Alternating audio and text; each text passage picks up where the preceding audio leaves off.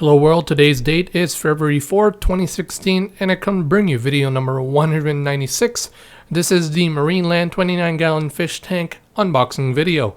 Now, this is one of the few that I'm going to be trying out this year, so something different than the normal Daily Extreme package unboxing. So let's take a look quickly by opening up the box and removing all of the contents. Of course, we have the filter. We'll take a closer look at it later on.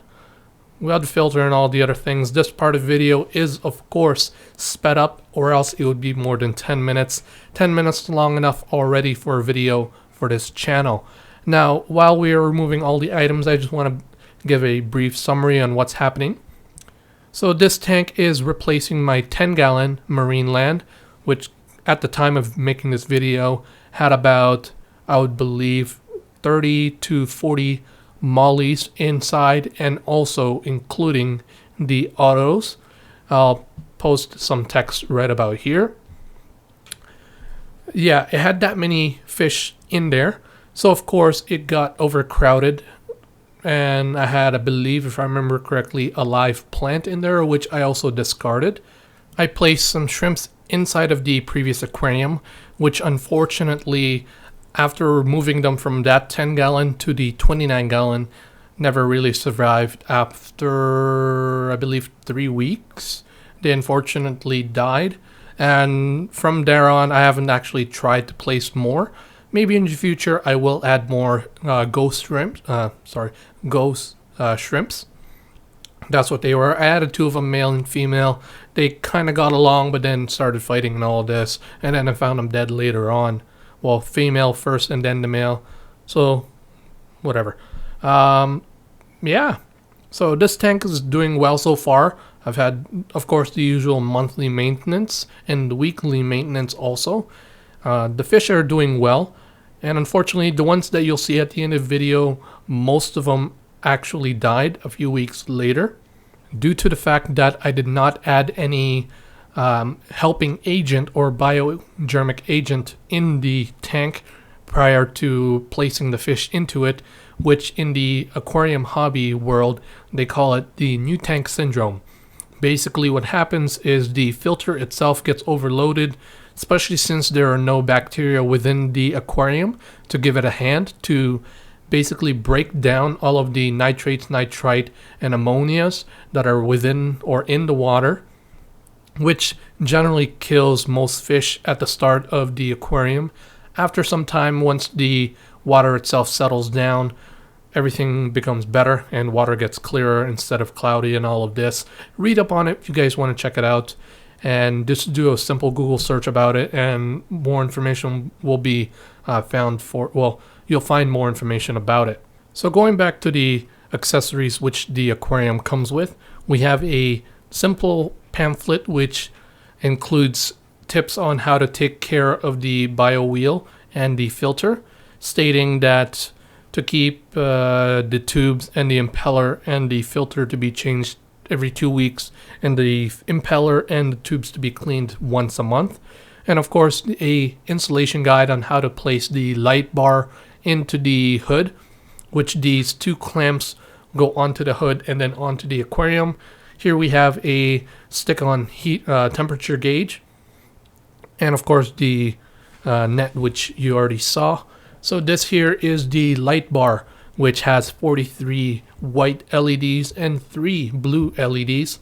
And here we have the power adapter, which goes into the outlet or into a surge protector, just to keep it all safe.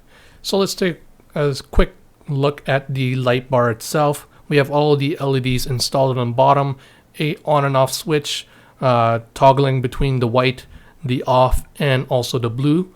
And this is the heater, 200-watt heater. I'm not exactly sure on what makes or which model or which company the light bar and the heater is from. I would assume that it came from Marineland themselves, because the filter is under their name, Marineland Penguin 200, which is what you'll see in the next clip here. So putting that aside, we have the filter itself. I believe that's the model number FP200B. I'm not exactly sure, but I'll if I confirm it, I'll place it in the description below. If you guys want to buy one yourself or check out where you can purchase one, it'll be in the description below, like all of the other videos for any other products that I've posted so far. So just taking a look at the filter. Of course, we have the usual paperwork on top, a quick startup guide stating, for this model at least, on which model it is that you have to pick out the correct one and how to install all of the components, filter, tube, and the rest of the units. Of course, it also states on the exact and best optimum performance for the filter. Like I said earlier, to always change the filter every 2 to 4 weeks to clean both the impeller and also the tubes. And moving on from there, we have here the bio wheel. Please note that if you see discoloration on the bio wheel, that is not a problem at all. It should be like that. You want it to be discolorated. That means that the actual bacteria is getting onto it and helping out to remove the ammonia, the nitrate, and the nitrite from the water. And also, this filter is capable of taking a secondary cartridge. Here we have a sample pack, a single one. I of course bought extras. 3-pack was about 15 bucks or so. Here we have the tubes, and let's take a closer look at it. This is the second part which the water can come into, the extension tube, the top part of the tube which goes into the filter itself, and of course the bottom strainer. Sorry, the first part was the strainer, the top part there. You can keep it on or open, sorry, or keep it closed. It's up to you. And of course it goes on top of the filter, which then feeds all the water into it, excuse me, and then out from the filter back into the aquarium. At the current setup of my aquarium, I only have one cartridge in there. I am looking into placing a secondary that has either the carbon or some sort of other material inside of it. Now this little part here is where the impeller is housed in. Of course, it is powered by a motor which is magnetized, and it's how it allows the impeller here to spin. Now, the final part of this video is of course concluding with a time-lapse video of me setting up the tank. I just want to briefly talk about a few things here while we're watching this video, well, this last part of the video. I would like to try a few things, like I mentioned at the start of the video, other than uploading package unboxings and such.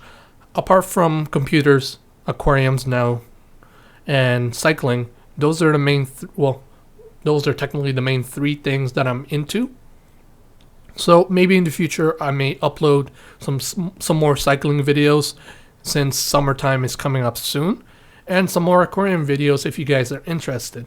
But just let me know in the comments below which one, or if you are interested in any of those 2. I'll try and do other things, maybe get into the drones or something like that, just to see which inexpensive drones are very worth it to buy and which are not. And that's about it that I could say. At the end, at the very, very final of this video, you'll see the previous 10-gallon tank and how many occupants it had. Mollies per se, and also the autos, and 2 shrimps, and a live plant, if I remember right. And that's about it. So far, the tank itself has been up and running for about 2 months now. It's going well. I've got 5 Tetris at the time of this video, and I believe 23 mollies left and about 6 autos left. Had 2 shrimps, but they died, like I mentioned. That's about it. That's about it that I could say. Here's the tank setup. Of course, I did leave it for 24 hours, and as I mentioned earlier, unfortunately, I never placed the bio agent into there, so it didn't really help the atmosphere within the aquarium to break down all of the bad ammonia, nitrate, and nitrite within it. But I have a few plants in there helping also, apart from the bacteria that is in the aquarium. So here's the tank itself and how it looked like, the 10-gallon, mind you. As you can see, it's very overcrowded, and thank God I finally got a new one. Thank you guys. I hope that you enjoyed the video, and thank you for watching. Please don't forget to check out my Facebook and Twitter account, and also previous and next video are just on the left hand side, and I'll see you guys on the next video.